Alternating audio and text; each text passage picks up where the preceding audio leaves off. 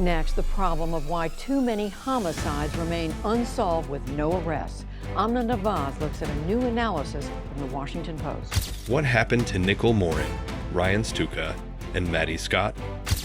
Judy, the team at the Post studied data from more than 50,000 homicides over the course of a decade in 50 of the largest cities.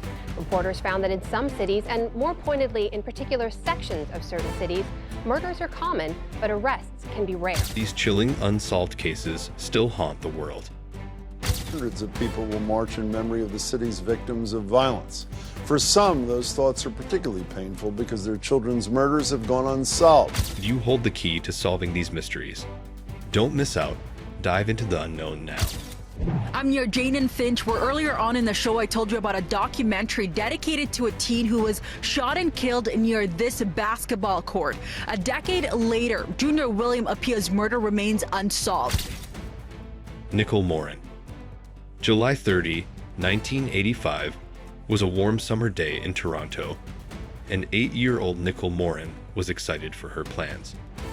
She lived in a 20th floor penthouse apartment with her mother, Jeanette Morin, who ran a daycare from their home. The morning began just like any other, with Nicole helping her mom pick up the mail from the lobby of their building. It was a usual morning routine, but it would soon turn into a nightmare. Around 10:30 a.m., Nicole headed downstairs to collect the mail, wearing her peach-colored swimsuit and carrying a plastic bag with a towel and a change of clothes for a swim. After she returned, she spoke to her friend over the intercom, planning to meet her in the lobby. The two were going to go for a swim at the pool just outside their building. At around 11:00 a.m., Nicole left to meet her friend, but never arrived in the lobby. Her friend buzzed the apartment again, but Jeanette was busy with children in her daycare. She assumed Nicole had already gone to the pool or was with other friends. Hours passed, but when 3:00 p.m. came, Jeanette realized something was terribly wrong. Nicole was nowhere to be found, and her disappearance set off a massive search.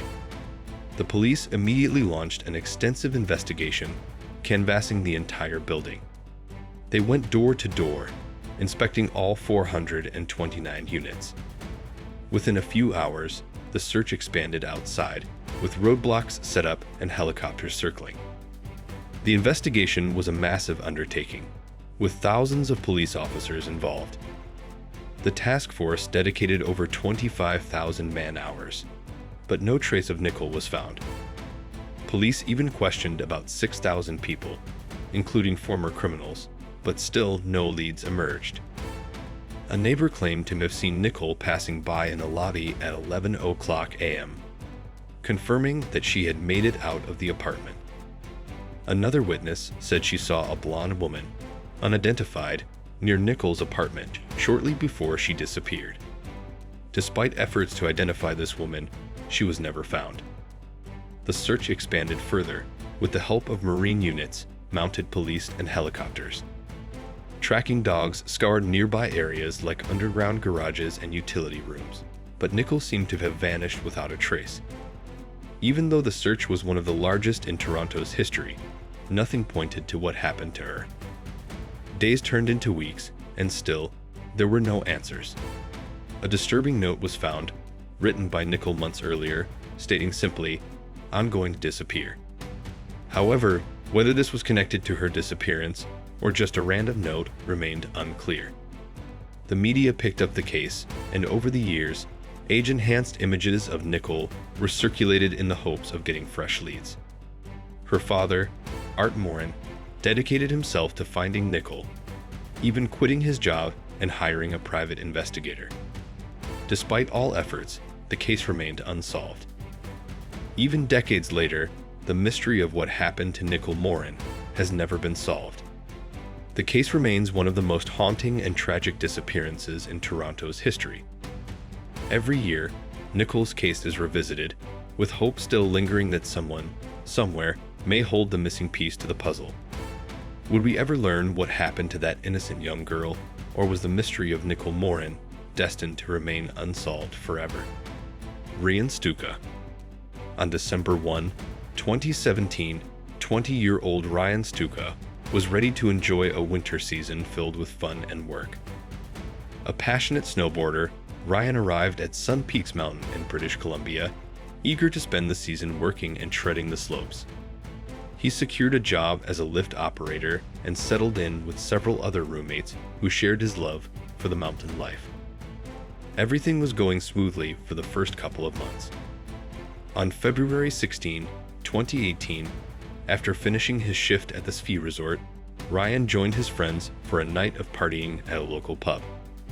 It was a silent disco that would become a night to remember. The fun didn't stop there, though, as the group decided to continue the celebration at a house on Burfield Drive, a short distance from where Ryan lived.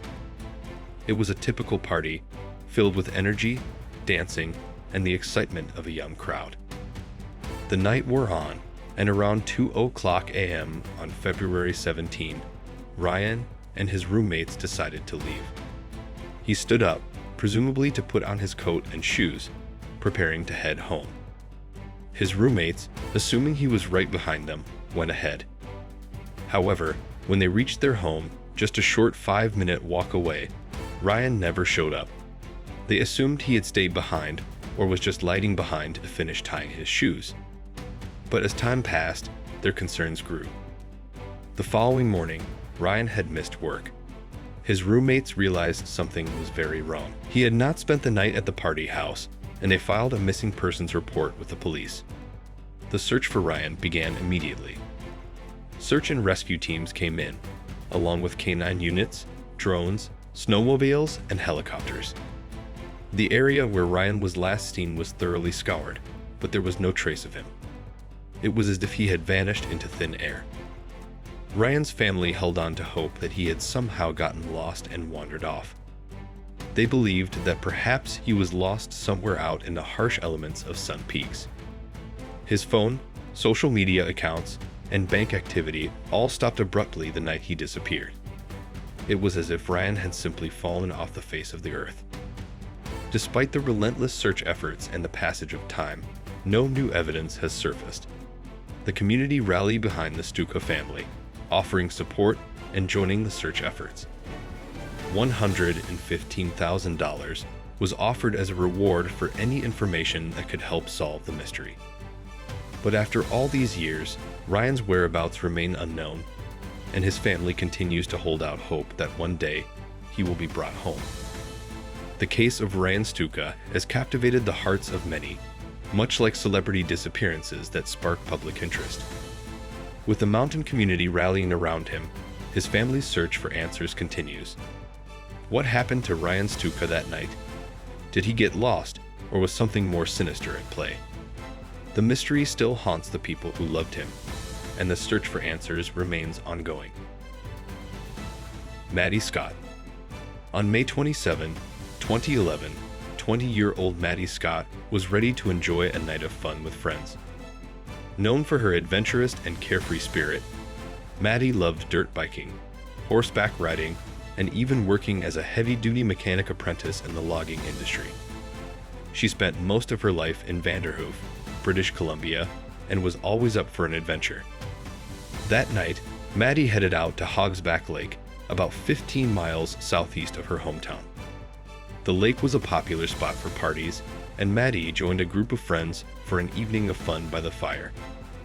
Her arrival in her white 1990 Ford F-150 was just the beginning of what should have been a typical night of partying with friends. The air was filled with excitement as the group enjoyed the festivities. As the night progressed, around midnight, a fight broke out, changing the atmosphere of the party. Maddie's friend, Jordy Balak, who was injured in the altercation, decided to leave with her new boyfriend. She asked Maddie to join them, but Maddie declined, opting to stay behind and sleep in her tent. The next morning, around 8:30 a.m., Jordy returned to the campsite to collect her things. To her shock, Maddie's tent was unzipped, and her sleeping bag and other items were pushed to the side, but Maddie was nowhere to be found. Jordy didn't immediately report the disappearance, as there were many possible explanations. But when Maddie's parents arrived later that day, they found the same unsettling sight.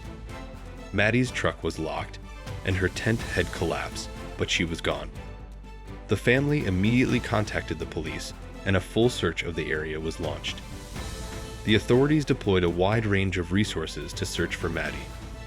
Foot searches, quads, helicopters, divers, and cadaver dogs scoured the area.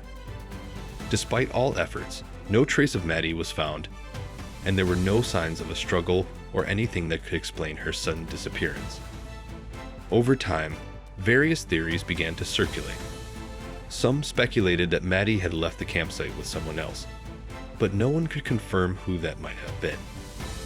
Others linked her disappearance to the infamous Highway of Tears, a stretch of highway in Canada known for the unsolved disappearances and murders of Indigenous women.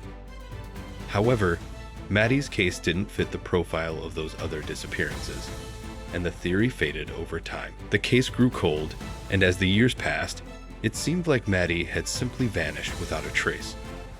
However, on the 12th anniversary of her disappearance, May 9, 2023, new developments brought some closure to Maddie's family. Her remains were found in the woods on the east side of Vanderhoof, about 10 miles away from the campsite. The discovery provided some answers, but many questions still remain. What happened to Maddie in the hours after her friends left? Why did she vanish so suddenly, and who was responsible for her death? As of now, the police are still working on the case, and Maddie's family is waiting for justice. The mystery of what happened to Maddie Scott remains one of the most haunting unsolved cases in British Columbia, and the community still holds hope for answers. Will the truth ever come to light, or will Maddie's story remain an unresolved tragedy, much like the disappearances of high-profile figures like Natalie Holloway or Lacey Peterson, whose cases also left families searching for closure? The mystery continues to linger. The search for truth never ends. Stay tuned for our next video, Web of Deceit: How a Criminal Syndicate Exploited Innocent Lives. Subscribe now, or risk missing out on the dark secrets we're uncovering. Hit that bell. You won't want to miss it.